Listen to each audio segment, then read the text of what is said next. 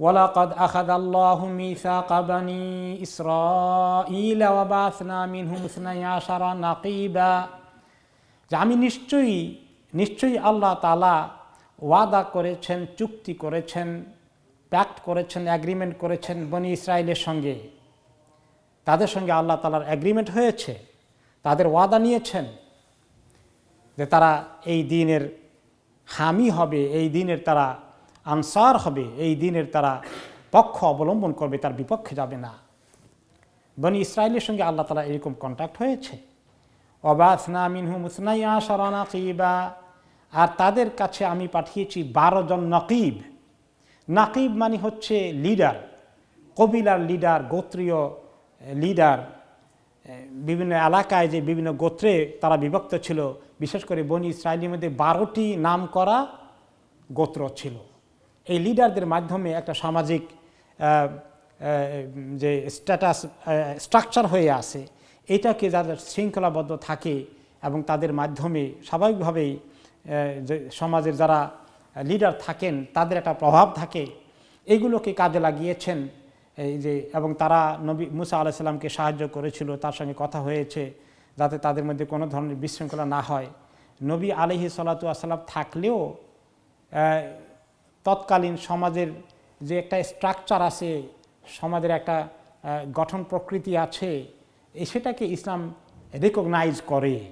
এমনকি নবী করিম সাল্লাল্লাহু আলাইহি ওয়াসাল্লাম যখন মদিনা তৈয়বাতে এসেছেন, তিনি বাইয়াতে আকাবায় 2 বার শপথ নিয়েছেন।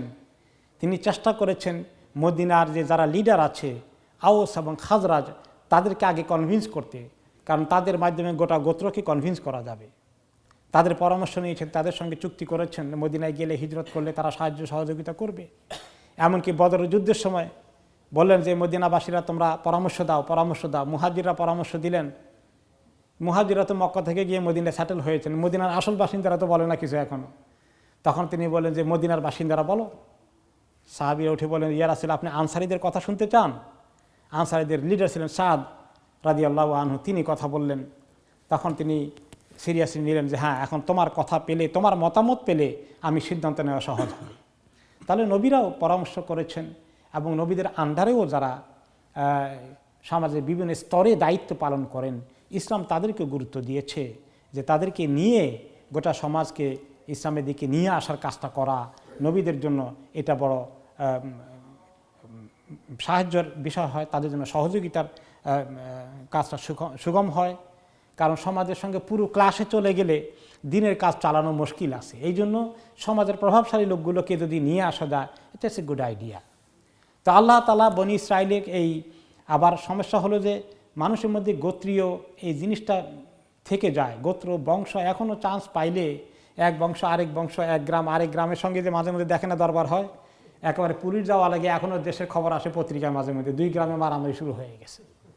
তো এইগুলো সমাজটা যেন এই সমস্ত বিশৃঙ্খলার দিকে না যায়, সেই কথাও আল্লাহ তাআলা বললেন যে তাদের লিডারগুলোর সঙ্গে আমার চুক্তি হয়েছে, তাদেরকে এই কথা বলা হয়েছে নবীদের মাধ্যমে যে তোমরা নবীদের সহযোগিতা করবে।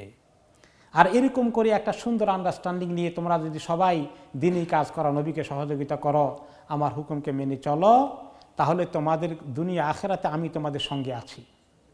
ওয়াকাল আল্লাহু ইন্নী মাআকুম, আল্লাহ তাআলা বলে দিলেন আমি তোমাদের সঙ্গে আছি। তো আল্লাহ তাআলা সঙ্গে থাকেন, এর তাফসীর কি, এর ব্যাখ্যা কি? আল্লাহ তাআলা কি ফিজিক্যালি আমাদের সঙ্গে আছেন নাকি? তো আল্লাহ তাআলা ওয়াহুয়া মাআকুম আইনা মা কুনতুম, তোমরা যেখানে থাকো আল্লাহ তোমাদের সঙ্গে আছেন। এর 2টো অর্থ। একটা হলো সত্যিকার মুমিন হয়ে গেলে আল্লাহ তাআলা মুমিনদের সঙ্গ দেন, মুমিনদেরকে সাহায্য করেন, মুমিনদেরকে প্রোটেকশন দেন, মুমিনদেরকে হেদায়েত দেন। এইটা হলো সঙ্গে থাকার অর্থ। ফিজিক্যালি একসঙ্গে থাকেন না। আল্লাহ তাআলা কোথায় থাকেন? আর রহমানু আলাল আরশি ইস্তাওয়া, তিনি আরশের উপরে ইস্তেওয়া গ্রহণ করেছেন। কিন্তু মুমিনদের সঙ্গে আছেন তিনি, যারা মুমিনদের বিপরীত রাস্তায় চলে তিনি তাদের সঙ্গে নন। 2 নম্বর হচ্ছে আল্লাহ তাআলা আমরা কি করি এটা ভালো করে দেখেন। আমরা কখনো আল্লাহ তাআলার নিয়ন্ত্রণের বাইরে নই, কোনো সময় আল্লাহকে আমরা ফাঁকি দিতে পারবো না। তাহলে আল্লাহ তাআলা সব জায়গায় মানে সকল অবস্থায় আমাদের সঙ্গে আছেন, তার অর্থ এই ইমাম ইবনে কাসির রহমতুল্লাহ আলাইহি ব্যাখ্যা করেছেন, অকাল আল্লাহ ইন্নী মাআকুম, আল্লাহ বলেন আমি তোমাদের সঙ্গে। এর অর্থ কি? আই বিহিফজি ওয়া কালাআতি ওয়া নসরি, যে আমি তোমাদেরকে হেফাজত করার জন্যে, তোমাদেরকে সাহায্য সহযোগিতা করার জন্যে তোমরা আমাকে পাবে, আমি তোমাদের সঙ্গে আছি। তো ভালো কথা, আল্লাহর দিন মেনে নবীদের সঙ্গে থাকলে, নবীদের রাস্তায় চললে আল্লাহ তাআলা মুমিনদের সঙ্গে থাকবেন। কিন্তু আরেকটু যোগ করে দিয়েছেন আল্লাহ তাআলা, ব্যাখ্যা করে দিয়েছেন কোন তরিকায় চললে মুমিনরা আল্লাহ তাআলা তাদের সঙ্গে থাকবেন, তাদেরকে সাহায্য করবেন। সেই তরিকাটা আবার বলে দিচ্ছেন ডিটেলস ব্রেকডাউন করে। লা ইন আকামতুমুস সালাতা ওয়া আতাইতুমুজ যাকাতা ওয়া আমানতুম বিরুসুলি, যদি তোমরা নামাজ কায়েম করো,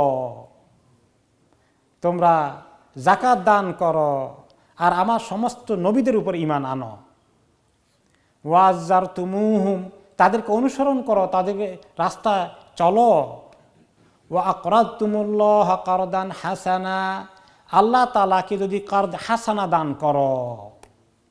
অনেকগুলো বিস্তারিত ডিউটি আল্লাহ তাআলা বলে দিয়েছেন কোন কারণে আল্লাহ তাআলা মুমিনদের সঙ্গে থাকবেন। এক নম্বরে নামাজ কায়েম করতে হবে, যাকাত দিতে হবে। কথাবার্তা কাদের সঙ্গে বলতেছেন? কোন উম্মতের কথা হচ্ছে এখানে? না, অরিজিনালি কাকে? বনি ইসরাইল। তো তাহলে আমরা যেরকম নামাজ পড়ি, অনেকে জিজ্ঞাসা করেন আগের উম্মতেরা কি ওইরকম নামাজ পড়েছেন কিনা? পড়েছেন। এখানে বলা হচ্ছে লা ইন আকামতুমুস সালাহ, বলা হচ্ছে তোমরা যদি নামাজ কায়েম করো, তারাও নামাজ কায়েম করতো, করা উচিত, তাদের দায়িত্ব ছিল, ফরজ ছিল তাদের উপরে। ওয়া আতাইতুমুজ যাকাতা, তোমরা যদি যাকাত দান করো, তাহলে এই মৌলিক ডিউটিগুলো, ইসলামের যে 5টি বিধান আছে, এগুলো সব উম্মতকেই করতে হয়েছে, ঠিক কিনা? রোজার ব্যাপারে কি আসছে কোরআনে পাকে? কুতিবা আলাইকুমুস সিয়ামু কামা কুতিবা আলাল্লাযিনা মিন ক্বাবলিকুম, হে মুমিনগণ তোমাদের উপর রোজা ফরজ করা হয়েছে যেভাবে তোমাদের পূর্ববর্তী উম্মতদের উপরে ফরজ করা হয়েছে। তাহলে নামাজ, রোজা, হজ, যাকাত সবার উপরে এগুলো ছিল। এই একটা শিক্ষা এখানে পাই আমরা। তারপরে হচ্ছে যে আল্লাহ তাআলার সঙ্গ পাওয়ার জন্য, সাহায্য পাওয়ার জন্য, নসরত পাওয়ার জন্য, মদত পাওয়ার জন্য উম্মতের কি করা লাগে? নামাজ পড়া লাগে। 1 নম্বর ডিউটি। এই উম্মতের কত পার্সেন্টেজ এখন নামাজ পড়ছে, ঠিক মতো নামাজ কায়েম করছে? আবার অনেকেই যারা নামাজি আছেন, তারা নামাজ পড়েন কিন্তু নামাজ কায়েম করেন না। নামাজ পড়া, নামাজ কায়েম করার মধ্যে পার্থক্য আছে কিনা? আছে। আলহামদুলিল্লাহ, তো অনেক কিছু বুঝে ফেলছেন, মাশাআল্লাহ মাশাআল্লাহ। নামাজ কায়েম করার অনেক বিষয় আছে, তার মধ্যে অন্যতম একটা বিষয় হচ্ছে জামাতে নামাজ পড়া। এই জন্য জামাতে নামাজ পড়ার আগে কাদ কামাতিস সালাহ, এই একামতের কথা আসছে। একামাতুস সালাহ, নামাজ কায়েম করার কথা। একামত আর কায়েম এক জিনিস তো। তাহলে এই জামাতে নামাজ পড়া কিন্তু অনেকের অভ্যাস খুব কম, একেবারে নফল মনে করে, একটু পড়লে খুব ভালোই বোধ হয়, না পড়লে কোনো অসুবিধা নাই, এরকম অনেকের ধারণা আছে, যার ফলে মসজিদ খুব দূরে না, এরপরে আমরা মিস করি। কিন্তু নবী করিম সাল্লাল্লাহু আলাইহি ওয়াসাল্লাম কি বলেছেন? যারা রিজনেবল ডিস্টেন্সে মসজিদ আছে, জেনে শুনে কোনো ওজর ছাড়াই রেগুলার নামাজ জামাত তরক করে, জামাতের খেয়াল নাই, মনে চায়, তাদেরকে চতুর্দিকে থেকে তালা লাগাই দিয়ে, ঘরটা বন্ধ করে দিয়ে মানুষ সহ ঘর পুড়ে মারে, জ্বালাই দেয় একদম। কত শক্ত কথা। এরপরেও আমরা নামাজ পড়ি, নামাজ কায়েম করতে চাই না। তার সঙ্গে আরও অনেক ব্যাপক অর্থ আছে, যে নামাজ ঠিকমতো কায়েম করলাম আর নামাজের বাইরে গিয়ে সব উল্টাই দিলাম, এটাও নামাজ কায়েম আসলে হয় না। নামাজ কায়েম দ্বারা গোটা সমাজের মধ্যে নামাজের একটা প্রভাব থাকবে, ওই সমাজের মানুষগুলো দিনদার হবে, সৎ হবে, কেউ কারোকে ঠকাবে না, কেউ কারো জায়গা জমি সম্পত্তি দখল করার চেষ্টা করবে না। নামাজের সামাজিক অনেক কিছু কায়েম করার দিক চলে আসে। যাই হোক, নামাজটা 1 নম্বরে। কিন্তু এই উম্মতের মধ্যেই, এই যে উম্মত আজকে আমরা, বনি ইসরায়েলের মতো তারা যে তখনকার নবীর অনুসারী ছিলেন, আমরা তো আজকে আখিরি নবীর অনুসারী হয়েছি, আমরা তো আল্লাহ সাহায্যের মুস্তাহাক হওয়ার কথা ছিল। কিন্তু পৃথিবীর অবস্থা দেখে মনে হয় যে আমরা সাহায্য আল্লাহর কদ্দুর পাচ্ছি মনে হয়। তো আমাদের তো খালি কমপ্লেইন। কি কমপ্লেইন আমাদের? ইমাম আল্লামা ইকবালের কথা মনে আছে, তিনি লিখলেন কি জবাবে? তিনি লিখলেন শেকওয়া। শেকওয়া একটা কবিতা লিখলেন। উর্দুতেই লিখলেন নাকি ফার্সিতে লিখলেন ভুলে গেছি, ফার্সিতে বোধহয়, না উর্দুতে লিখছেন। তো এই কবিতাটা তিনি যখন লিখেছেন তখন আল্লাহ তাআলার কাছে অভিযোগ করলেন যে আল্লাহ, নামাজ পড়ি আমরা 2-4 রাকাত যাই পড়ি, আর দেখি সাহায্য সহযোগিতা উন্নতি যা আছে দেখি অন্যদেরকে দাও, ঘটনা কি? তারা বিভিন্ন মূর্তির পূজা করে, তমুকের পূজা করে, খালি উন্নতি তাদের হয় আর আমরা খালি ডুবতেছি, ঘটনা কি? এরকম করে যখন অনেকগুলো কথা লিখলেন এই শেকোয়া কবিতা, তখন চতুর্দিকে হইচই পড়ে গেল ওনার সময়। কেউ কেউ না বুঝে বলে যে ইকবাল তো কাফের হয়ে গেছে, আল্লাহকে দায়ী করতেছে সব কিছুর জন্য। তো উনি খুব জ্ঞানী মানুষ, চালাক মানুষ, এটা ছেড়ে দিলেন আগে, দিয়ে কথন খুব চলল। তার কিছুদিন পরে ছাড়লেন জবাবে শেকোয়া, অভিযোগের জবাব কি আল্লাহর পক্ষ থেকে।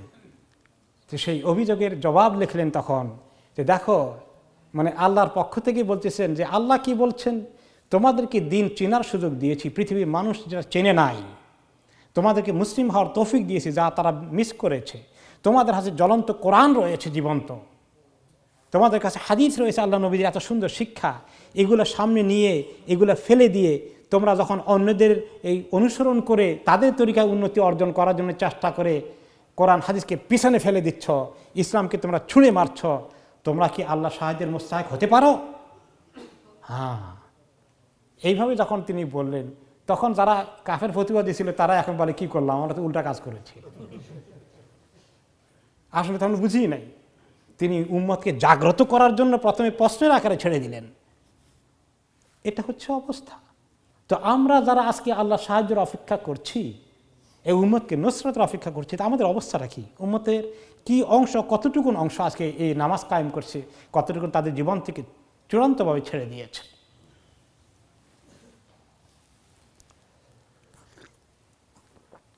নামাজের অবস্থা। এরপর নামাজের পরেই জাকাত। আপনারা জানেন কোরআনে পাকে কতবার এসেছে, আকিমুস সালাহ ওয়া আতুজ যাকাহ ওয়া আতাইতুমুজ যাকাতা, তোমরা যদি জাকাত দাও, বনি ইসরায়েলকে জাকাত দিতে বলেছেন আল্লাহ তাআলা, এই উম্মতকে জাকাত এখন দেওয়ার কথা। যেভাবে নামাজ কত অংশ দেয় পার্সেন্টেজে আমরা হিসাব করলাম যে অনেক কম অংশ নামাজ পড়ে কায়েম করে, জাকাত উম্মতের কত অংশ দেয়? আলহামদুলিল্লাহ, আপনারা এখানে যারা আছেন, যেখানে উপস্থিত আছেন, মাশাআল্লাহ, আলহামদুলিল্লাহ, আল্লাহ তৌফিক, আপনারা 100% লোকের জাকাত দেন, মাশাআল্লাহ। যাদের জাকাত ফরজ হয়ে গেছে একজনও মিস করেন না, আমি জানি। আমার সামনে যারা বসে আছেন, আল্লাহ তাআলা কবুল করুন। কিন্তু বাংলাদেশে যান, মুসলিম দেশগুলোতে যান, কত পার্সেন্ট জাকাত দেয়? সুবহানাল্লাহ। সেখানেও এগেইন বিশাল অঙ্ক, নামাজও নাই, জাকাতও নাই, আছে কি? কোরবানির ঈদে বেশি করে কোরবানির গরু গোস্ত খাওয়ার দিকটা আছে, ঠিক, ব্যাস। যদি খাওয়া না যাইতো, কোরবানির গোস্ত খাওয়া যাবে না, জবাই করে গরিবদেরকে দিয়ে দিতে হবে, তাহলে বড় লোকেরা কয়টা কোরবানি দিত খবর নিয়েন। এখন গরুও দেয়, ছাগলও দেয়, আহারে কোরবানি দেওয়ার কি শখ। আসল কোনটা? গোস্ত খাওয়ার মজা। আল্লাহর জন্য কোরবানি দিচ্ছে, ইন্না সলাতি ওয়া নুসুকি ওয়া মাহইয়ায়া ওয়া মামাতি লিল্লাহি রাব্বিল আলামিন, ওগুলোর কোনো খবরই নাই। তো 2 নম্বর জাকাতের কথা বললেন। 3 নম্বর হচ্ছেন ওয়া আমানতুম বিরুসুলি, হে বনি ইসরাইল, তোমরা যদি আমার নবীগণের উপরে ঈমান আনো, সমস্ত উম্মতের উপরেই, সমস্ত নবীদের উপরে ঈমান আনা ফরজ। আমাদের উপরে আল্লাহ তাআলা সূরা আল বাকারা কি বলে দিয়েছেন? কুল্লুন আমানা বিল্লাহি ওয়া মালাইকাতিহি ওয়া কুতুবিহি ওয়া রুসুলিহি, সমস্ত মানে আল্লাহ তাআলার প্রতি ঈমান তো আছেই, ফেরেশতাদের প্রতি ঈমান তো আছেই, সমস্ত নবীদের প্রতি। কোন নবীকে আমরা ঈমান না এনে বাদ দিতে পারবো না, যে অমুক নবীকে, অমুক লোকদের নবীদেরকে আমরা পছন্দ করি না, এই কথা কখনো বলতে পারবে না। লা নুফাররিকু বাইনা আহাদিম মির রাসূলিহি, নবীদের মধ্যে কোনো ধরনের ব্যবধান সৃষ্টি করা, কোনো নবীকে উপরে উঠানো, কোনো নবীকে নিচে নামানো, এগুলো আমরা কখনো করি না। সমস্ত নবীদেরকে আমরা তাজিম করি, সম্মান করি, মহাব্বত করি।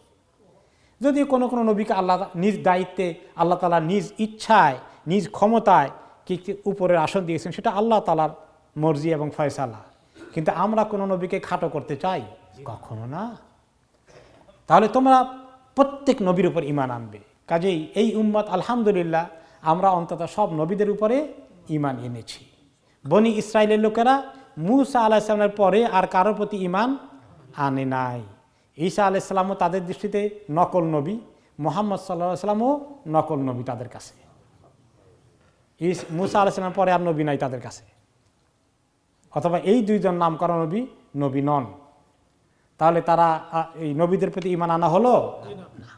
ঈসা আলাইহিস সালামের লোকেরা যারা অনুসারী বলে দাবি করে, খ্রিস্টানরা তারা কি বলে, যে ঈসা আলাইহিস সালাম পর্যন্ত মানতে রাজি আছে, এরপরে যে মুহাম্মদ সাল্লাল্লাহু আলাইহি সাল্লাম এসেছেন তারা মনে করে তিনি 2 নম্বর নবী, তিনি মিথ্যাবাদী, নাউযুবিল্লাহ।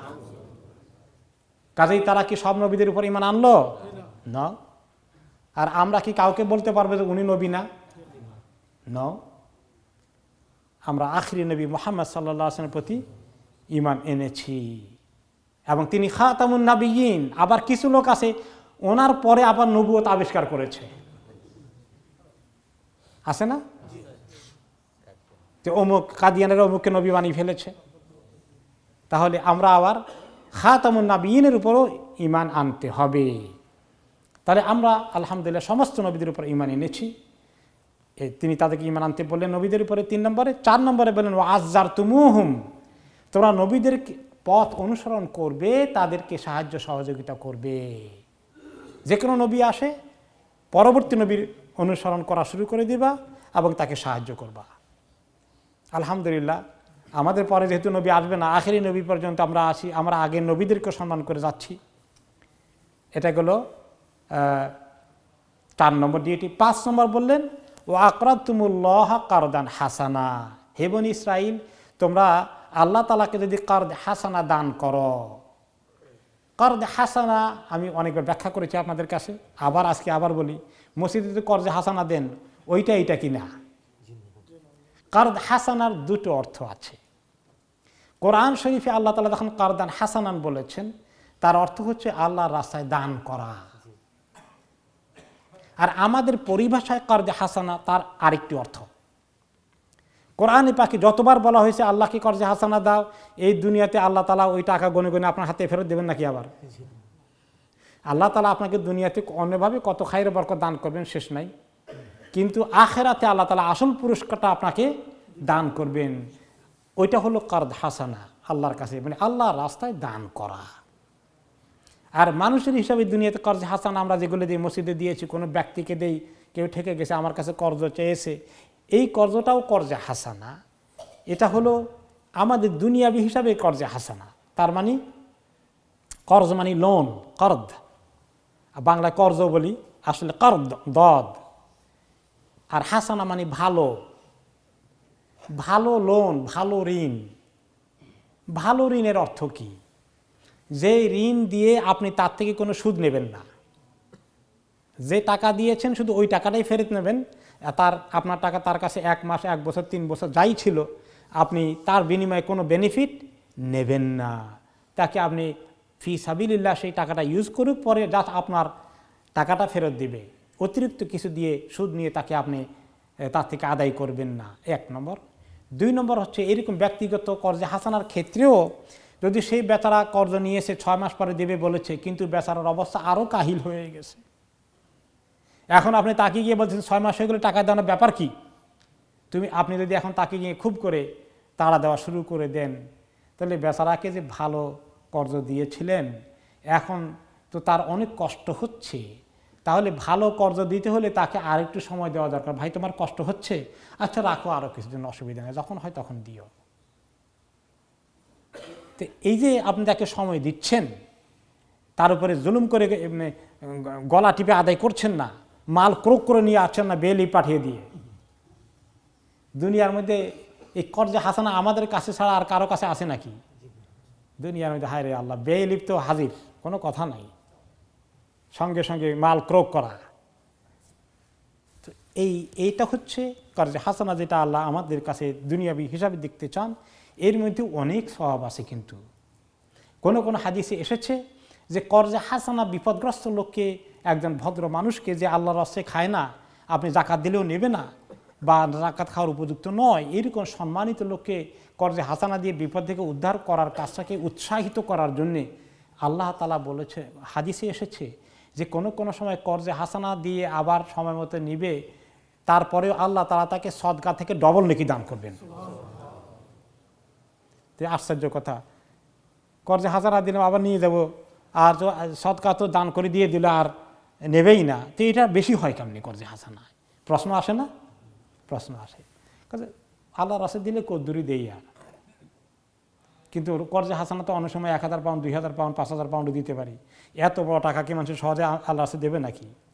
আর টাকাটা নিজের পকেট থেকে বাইর করা আবার ঠিক মতো আসবে কি না একটা অনিশ্চয়তা তো থাকেই। রিস্ক নেওয়া লাগছে না? রিস্ক নিয়েও আপনি একজন আরেকজনকে সাহায্য সহযোগিতা করা কাজটা করেছেন, আপনি জানেন রিস্ক আছে, টাকা একবার পকেট থেকে বাইরে হলে আবার যে আসবে কোনো গ্যারান্টি নাই, তারপরে দিয়েছে। এই যে হিম্মত করেছেন, এবং মুসলিম উম্মাহ এই কর্জে হাসানা না থাকলে কোন দিকে যাবে? সুদের দিকে যাবে। আপনি সুদ বন্ধ করার রাস্তায় দিকে গিয়েছেন, সুদকে বন্ধ করতে চাচ্ছেন, কন্ট্রিবিউট করে এইভাবে, না হলে মানুষ সুদের দিকে যাবে। তাহলে কাজটা কিন্তু অনেক বড় কাজ। এই জন্য কর্জে হাসানা দিতে পারাটা অনেক সময় মানুষকে দান করার থেকে বেশি সওয়াব দান করেন আল্লাহ তাআলা। এটা একটা সাইড পয়েন্ট ছিল। আল্লাহ তাআলা রাস্তায় দান করা 5 নম্বর কথা ছিল আকরাতুমুল্লাহ কারদান হাসানা। এই 5টি কাজ করতে বনি ইসরায়েলকে বললেন, এগুলো তোমরা যদি করো, এবং শুধু বনি ইসরায়েলকে নয় সমস্ত উম্মতকেই আল্লাহ তাআলা এই কথা বলেছেন। আমাদের সঙ্গে আল্লাহর একই কথা আছে, একই চুক্তি আছে। কারণ কোন চুক্তিতে ঢুকে সবাই লা ইলাহা ইল্লাল্লাহু মুহাম্মাদুর রাসূলুল্লাহ, এই চুক্তি। আলাস্তু বিরাব্বিকুম ক্বালু বালা, এই চুক্তি। সমস্ত উম্মত এই চুক্তির মধ্যে শামিল আছে। যখনই কালিমা পড়বে এই চুক্তিতে ঢুকে গেল। এই চুক্তি করে যদি কেউ রক্ষা করে ঠিকমতো, তাহলে কি তার পুরস্কার? লাউ কাফফিরান্না আনকুম সাইয়্যাতিকুম, আমি তোমাদের গুনাহগুলোকে মাফ করে দেব। কি সুসংবাদ! গুনাহ কার না হয় আমাদের বলেন দেখি? সমস্ত মানুষের গুনাহ হচ্ছে, আমাদের প্রতিদিনই কিছু না কিছু গুনাহ হচ্ছে। তাহলে এই গুনার যে ভয়, গুনাহ নিয়ে যে চিন্তায় আমরা আছি, এই কাজগুলো করলে আল্লাহ তাআলা আমাদের গুনাহগুলোকে মাফ করে দেবেন। ওয়ালা উদখিলান্নাকুম জান্নাত, আর তোমাদেরকে জান্নাতে প্রবেশ করিয়ে দেব। আর কি চিন্তা আছে বলেন? আল্লাহর কাছে গিয়ে যদি দেখি যে গুনাহগুলো মাফ হয়ে গেছে আর আল্লাহ তাআলা জান্নাতের ফয়সালা করে দিয়েছেন, আর কি দরকার আছে আপনার বলেন দেখি? দুইটাই আমাদের ওয়ারি। জান্নাতে না যেতে পারলে তো ঠিকানা আরেকটা আছে, 3 নম্বর কোনো ঠিকানা আছে? নাই। দুইটারই গ্যারান্টি হয়ে যায়, গুনাহ মাফ, জান্নাতের সুসংবাদ আছে। আর কেমন জান্নাত? তাজরি মিন তাহতিহাল আনহার, যার নিচে দিয়ে তলদেশ দিয়ে নহরগুলো প্রবাহিত হতে থাকবে। এত সুন্দর জান্নাত, এই পুরস্কার তোমাদের আছে যদি তোমরা আমার সঙ্গে কৃত ওয়াদাকে ঠিক রাখো, আমার সঙ্গে কথা যে অ্যাগ্রিমেন্ট হয়েছে, যে দায়িত্বগুলো দিয়েছে, এগুলো পালন করো। কিন্তু কেউ যদি না করো, ফামান কাফারা বাদা যালিকা মিনকুম ফাকাদ দাল্লা সাওয়াআস সাবিল, তোমাদের কেউ যদি এর পরে কুফরি করে, এই দায়িত্বগুলো থেকে সরে যায়, এগুলো মানতে অস্বীকার করে, তাহলে সেই ব্যক্তি অনেক দূর গোমরাহির রাস্তায় চলে গেল, গোমরাহির রাস্তায় অনেক দূরে চলে গেল। তো আজকে মুসলিম উম্মার কি পরিমাণ অংশ গোমরাহিতে লিপ্ত আছে বলেন? পথভ্রষ্ট হয়ে আছে। তথাকথিত মুসলিম, নামাজ নাই, জাকাত নাই, রোজা নাই, হালাল হারাম কিচ্ছু ঠিক রাখেনি, নবীর কাজের সহযোগিতা দূরের কথা, নবীর কাজের দুশ্মনী সারা দিন রাত করে যাচ্ছে। তারা কোন রাস্তায় আছে? ফাকাদ দাল্লা সাওয়াআস সাবিল, তারা এই ভালো রাস্তা থেকে বিভ্রান্ত হয়ে গেল, তারা বিভ্রান্তির রাস্তায় চলে গেছে। সাওয়াআস সাবিল, সঠিক রাস্তায় তারা কি আছে? না, সঠিক রাস্তা হারিয়ে ফেলেছে। কাজে শয়তানের রাস্তায় ঘোরাঘুরি করছে, এই তরিকা থেকে সেই তরিকায় যাচ্ছে, কিন্তু নবী সাল্লাল্লাহু আলাইহি ওয়াসাল্লামের তরিকাকে তারা মিস করে ফেলছে। ফাবিমা নাকদিহিম মিসাকাহুম লাআন্নাহুম ওয়া জাআলনা কুলুবাহুম কাসিয়া, এই যে আল্লাহর সঙ্গে তারা কৃত চুক্তিকে, ওয়াদাকে লঙ্ঘন করলো, কথা রাখলো না, আল্লাহ তাআলা দেওয়া দায়িত্বগুলো পালন করলো না, লাআন্নাহুম, আমি তাদেরকে লানত করে দিলাম। এই লানতের অর্থ কি? লানতের অর্থ হচ্ছে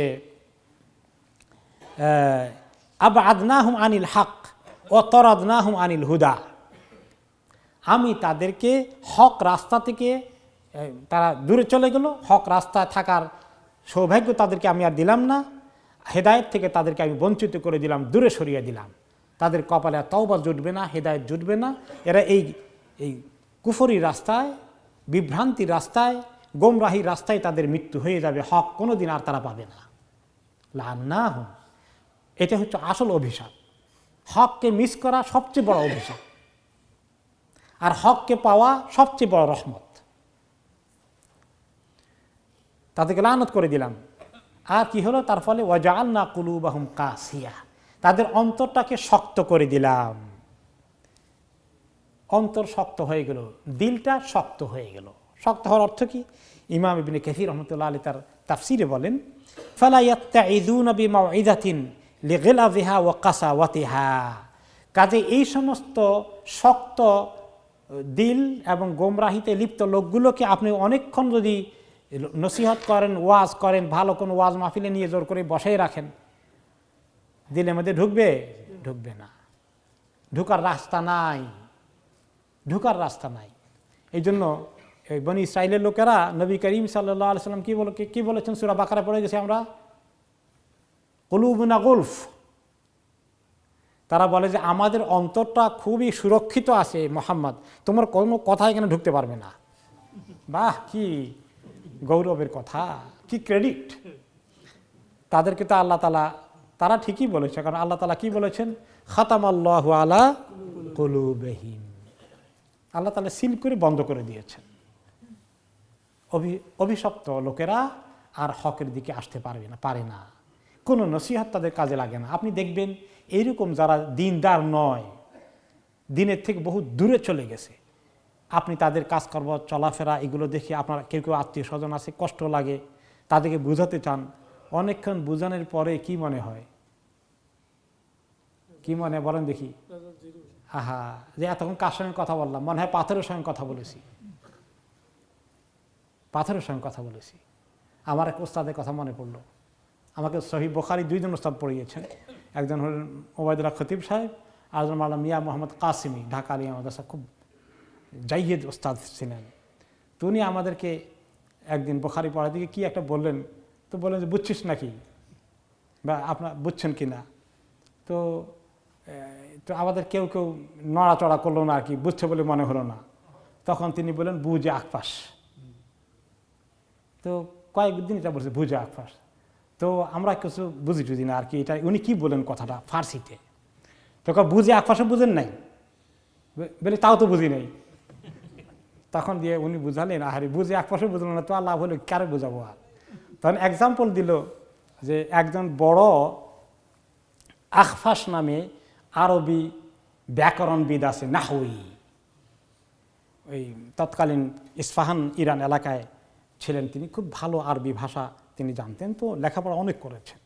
তো তিনি আরবি গ্রামারগুলো মুখস্থ করছেন, নিয়মিত মুখস্থ করতেন, করে এগুলোকে চর্চা করতে, রেগুলার রিভিশন করতে হয়। হাফেজ সাহেবেরা কী করেন? কোরআন হেফজ করে আবার রিভিশন করেন, না হলে তো ভুলে যাবেন। তো উনি এখন এটা যেখানে কোরআন পর্যন্ত ভুলে যায়, এখন এখানে আরবি গ্রামার এগুলো মনে থাকবে কেমনি? তো রেগুলার চর্চা করতেন। তো কি করতেন? ওনার একটা খাসি ছিল, বুঝ মানে ফার্সিতে খাসি, ছাগল খাসি আছে না, খাসি। প্রতিদিন এটাকে তিনি চড়াইতে নিয়ে যেতেন, বাইরে নিয়ে যেতেন ঘাস খাওয়ার জন্যে। তো ওখানে গিয়ে মাঠের মধ্যে যেগুলো পড়তেন, ওই খাসির আর কান দুইটা ধরে তারে ভালো করে এগুলো পড়াইতেন, মানে নিজের রিভিশন হতো আর কি। তো পড়ানোর পরে আবার কান ছেড়ে দিয়ে বলতেন বুঝছিস? তো কান ছেড়ে দিলে কান তো গরম হয়ে আসছিল এতক্ষণ, তো ঘাসিটা এরকম করে, বুঝলি না, তো আবার ধরে পড়ায়। এরকম করতে করতে ওনার মানে মুখস্থটা মজবুত হয়ে গেছে আর কি। তো এই খাসিকে আরবি গ্রামার সারাদিন পড়াইলে কি বুঝবে নাকি? বুঝবে না। তো সেই অবস্থা হচ্ছে যে এই তাদের অবস্থা, শক্ত দিলের লোকগুলোকে আপনি অনেকক্ষণ বুঝালেন, যাদের নামাজ কালাম দিনদারি কোরআন হাদিসের সঙ্গে কোনো সম্পর্ক নাই, একটু যদি বসান, আপনি অনেকক্ষণ বললেন, এরকম করে খালি উস্কু হুস্কু করে, মনে হয় যেন কখন আপনি তাকে ছেড়ে দিবেন, কিচ্ছু ঢুকে নাই। তারপরে চলে গেল যে সেই কোনো কাজ হয় না। সুবহানাল্লাহ, একেবারে পরিষ্কার কোরআনের কথা। এইরকম যারা করতে থাকে তারা আল্লাহ তাআলার কাছ থেকে সিল পেয়ে যায়, তাদের কপালে নাই আর, লানত হয়ে যায়। লানত মানে হক থেকে বঞ্চিত হয়ে যায়, আল্লাহর রহমত থেকে বঞ্চিত হয়ে যায়। এবং এই অন্তর শক্ত হওয়া অত্যন্ত খারাপ কথা। ওয়াজআলনা কুলুবাহুম কাসিয়া, এরকম যারা দ্বীনের মৌলিক কাজগুলো করে না, লঙ্ঘন করতে থাকে, তথাকথিত তারা মুসলিম ইমানওয়ালা ইসলামওয়ালা দাবি করলে কোনো কাজ হবে না, তাদের অন্তরকে আল্লাহ শক্ত করে দেন। এবং শক্ত দিল আল্লাহ তাআলা বলেছেন বড় দুর্ভাগ্যওয়ালা লোকদের শক্ত দিল হয়ে যায়। দিল নরম থাকা, কোরআন হাদিসের কথা শোনা, অনেক সময় তর্ক বিতর্ক করতে এমন শক্ত হয়ে যায় কিছুই শুনতে চায় না। কোরআন হাদিসের কথা আলোচনা করলে মনোযোগ দেওয়া উচিত। কোরআনে এই কথা আছে, হাদিসে এই কথা আছে, সামি'না ওয়া আতা'না, ওইখানে তর্ক করে শক্ত অবস্থান নেওয়া, ডিবেট করা, এগুলো মোটেই ঠিক নয়। মনকে নরম করে নেওয়া উচিত, গ্রহণ করা টেন্ডেন্সি থাকা উচিত, সামি'না ওয়া আতা'না বলা উচিত। এই ছিল আহলে কিতাবওয়ালাদের এই দুর্ভাগ্য, এবং সেটা ওই তরিকায় এই মুসলিম উম্মার বিরাট অংশ রওনা হয়ে গেছে। ইউহাররিফুনাল কালিমা আম মাওয়াদি'হ, তারা আল্লাহ তাআলার এই যে কথা বাক্যগুলো আছে, শব্দগুলো আছে তাদের কিতাবের মধ্যে, তাওরাত ইনজিলের মধ্যে, এগুলোকে তারা কি করে আপন জায়গা থেকে বিকৃতি করে ফেলে। কিভাবে তাদের কিতাবকে তারা বিকৃতি করেছে, চেঞ্জ করেছে। কোনো সময় ওই তাওরাতের ইনজিলের আয়াত ঠিকই আছে, কিন্তু অর্থের মধ্যে গন্ডগোল করে দিয়েছে, তাফসিরের মধ্যে সব উল্টিয়ে দিয়েছে। আর কোনো সময় তারা শব্দকে হেরফের করেছে, এক শব্দ সরিয়ে দিয়ে কেটে দিয়ে আরেক শব্দ নিজে লিখে দিয়েছে। তখনকার জামানাতে ছাপাখানা ছিল না, কলম দিয়ে লেখা হয়েছে, আবার মুছে ফেলে দিয়ে ও আয়াতকে, বাক্যকে, শব্দকে চেঞ্জ করে ফেলেছে। আর কোনো সময় শব্দ ঠিক আছে, বলছে এটার অর্থ এই, উল্টা দিকে, ঠিক উল্টা নিয়ে গিয়েছে, এরকমও করেছে। এখন মুসলিম উম্মার মধ্যে কোন রকমের বিকৃতি হইতে পারে মনে করেন? মুসলিম উম্মার কারো পক্ষে কি সম্ভব হবে কোরআনের আয়াতকে পরিবর্তন করা? ইন্না নাহনু নাযালনা যিকরা ওয়া ইন্না লাহু লাহাফিজুন, আমি কোরআনকে নাজিল করেছি, আমি এটাকে হেফাজত করব। কাজে মুসলিম উম্মার ভিতরে কোনো দুষ্ট প্রকৃতির লোক যদি কোরআনে কিছু নকল করতে চায়, হেরফের করতে চায়, মাঝে মধ্যে করে, এরকম করে কি না? অমুসলিমরা করে, কাদিয়ানিরা করে, মাঝে মধ্যে চেষ্টা করে, কিন্তু আলহামদুলিল্লাহ উম্মাত ধরে ফেলে। কাজে এখানে আয়াতের পরিবর্তন করতে পারবে না, কিন্তু কোন জায়গায় পরিবর্তন করে ফেলতে পারবে, উল্টাপাল্টা করতে পারবে, অর্থের মধ্যে, ব্যাখ্যার মধ্যে উল্টাপাল্টা করে ফেলতে পারে। এটাও কিছু চেষ্টা যে হয় না তা না, মাঝে মধ্যে কিছু এরকম উল্টাপাল্টা কথাবার্তাও শোনা যায়। ওয়ানাসু হাজ্জাম মিম্মা যুক্কিরু বিহি, এইরকম তাদেরকে আরও অনেক কিছু যেগুলো নসিহত করা হয়েছে আল্লাহর পক্ষ থেকে নবীদের মাধ্যমে, সেগুলো অনেকগুলো তারা ভুলে গিয়েছে, তারা ছুঁড়ে মেরেছে, কোনো নোটিশ ওইগুলোর দিকে নেয়নি, তারা খবরই নাই দিনদারির অনেক কিছু, দিনের অনেক কিছু তারা উঠিয়ে দিয়েছে, দিনের অনেক কিছু উঠিয়ে দিয়েছিল তারা। তা আমাদের সমাজে দিনের অনেক কিছু কিতাব থেকে ওঠে নাই, কিন্তু মানুষের জীবন থেকে উঠে গিয়েছে। ইসলামী শরিয়তের অনেক কিছু উঠে গিয়ে সেই জায়গায় অপসংস্কৃতি, অন্য জাতির কালচার, তাদের আইন কানুন গিয়ে দখল করেছে মুসলিম উম্মার ভিতরে। কাজেই মুসলিম উম্মাও অনেক শরীয়তের দিনের অনেক কিছুকে বাদ দিয়ে ফেলেছে। বড়দের ব্যক্তিগতভাবে কিছু ইবাদত বন্দেগী করে, আর সামাজিকভাবে এই দিনকে প্রতিষ্ঠা করার যে দায়িত্ব আছে কিয়ামতের দিন, তার খবরের আর এই উম্মত এখন রাখছে না, ঠিক কিনা? তাহলে বনি ইসরায়েলের কোন কাজটাই উম্মত বাদ দিচ্ছে? সবগুলোই করে যাচ্ছে। তারা যেগুলো যেগুলো বাদ দিয়েছে ওই দিকে উম্মত রওনা হয়ে গেছে। আরও বনি ইসরায়েলের কথা আছে, আহলে কিতাবের কথা আছে। আল্লাহ তাআলা আরও বলছেন, ওয়ালা তাজালু তাত্তালিউ আলা খাইনাতিম মিনহুম ইল্লা কালিলাম মিনহুম, হে নবী, এই বনি ইসরায়েলের আরও অনেক খেয়ানত তাদের কাছ থেকে আপনি পাচ্ছেন, নিয়মিতভাবে ফেস করছেন।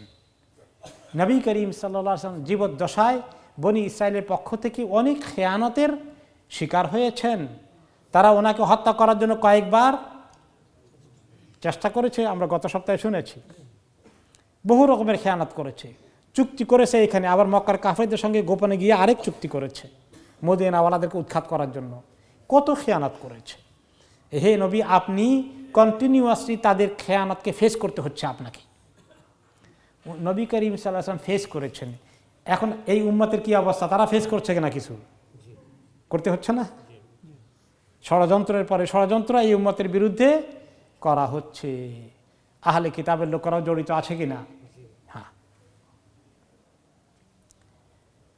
ইল্লা কালিলাম মিনহুম, তবে সবাই না।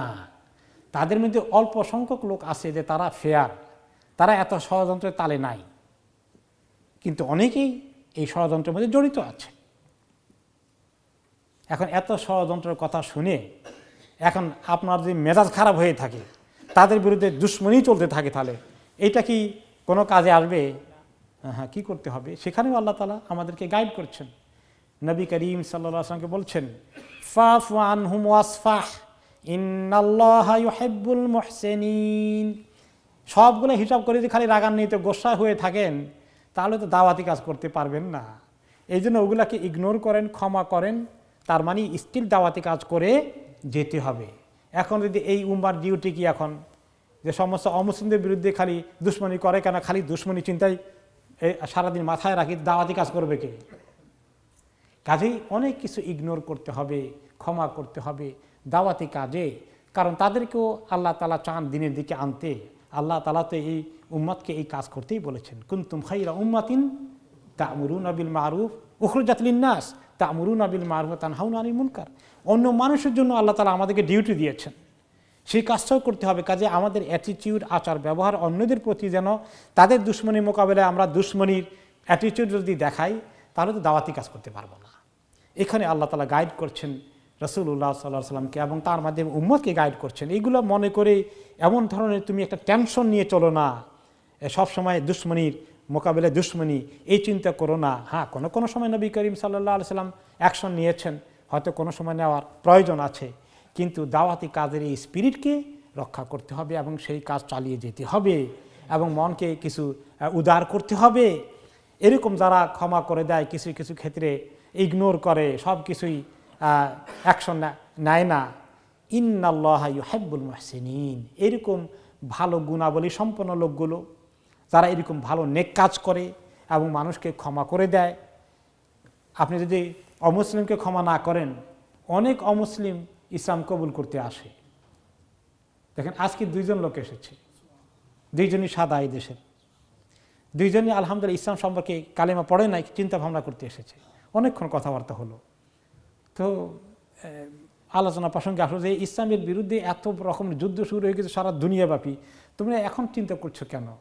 কয় এগুলো তো ম্যানুফ্যাকচারিং করতেছে এই মিডিয়াওয়ালারা। বাহ, মাশাআল্লাহ।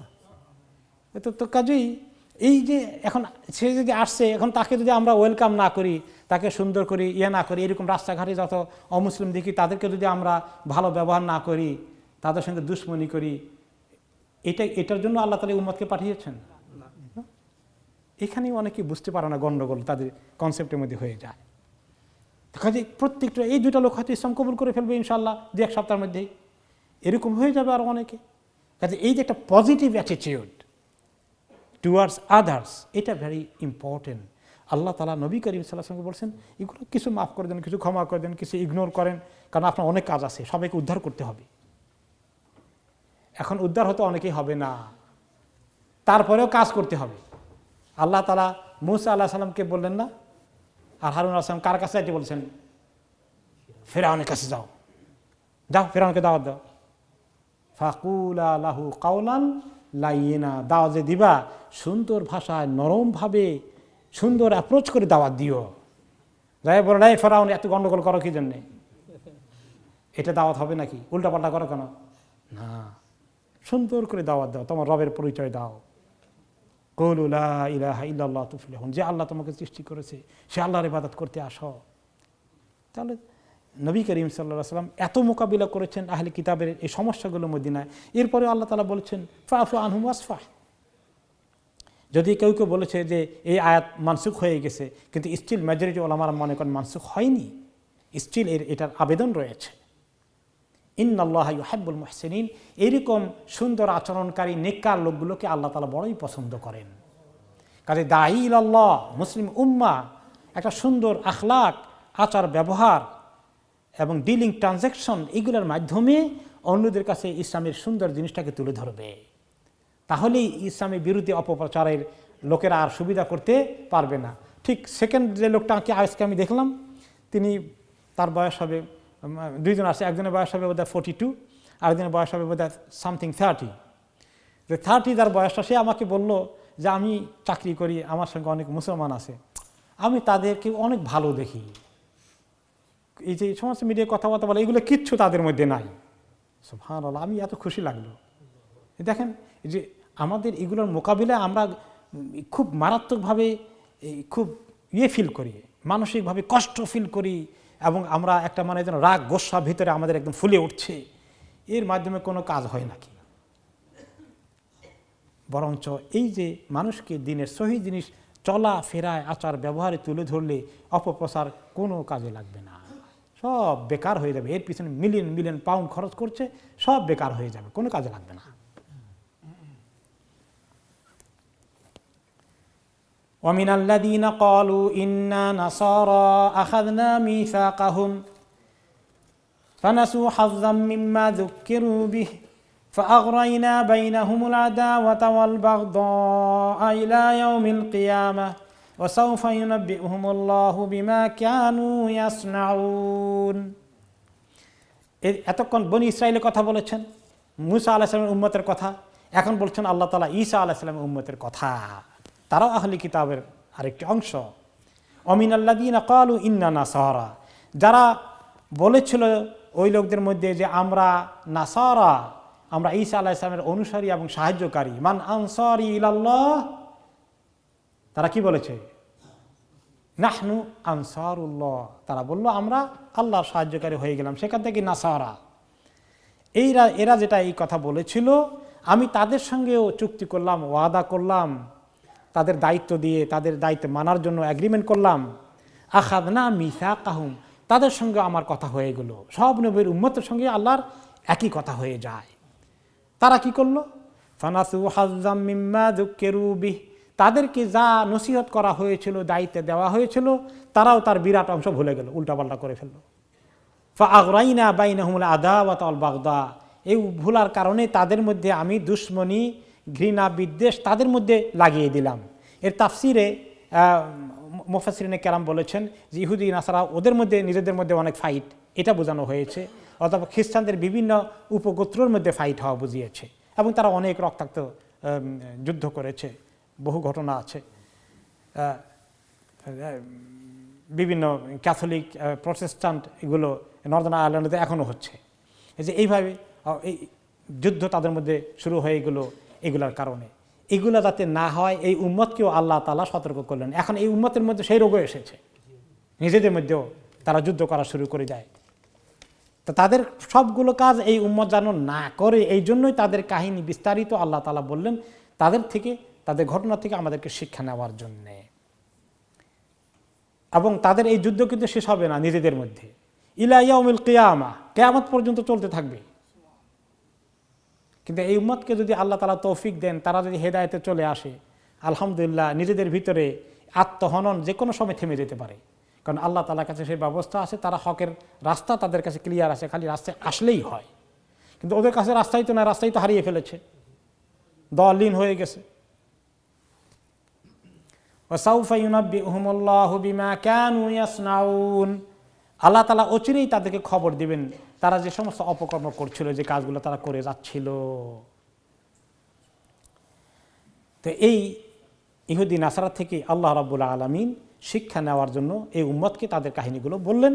এরপরে আল্লাহ তাআলা পরবর্তী আয়াতে বলবেন যে কিভাবে তিনি আমাদের কাছে একজন সুন্দর নবী পাঠিয়েছেন, এবং সেই নবী তাদেরকে কিভাবে আরও হেল্প করার কথা ছিল, যেটা তারা হেল্প নিল না। এটা আমরা আগামী সপ্তাহে ইনশাআল্লাহ শুনবো।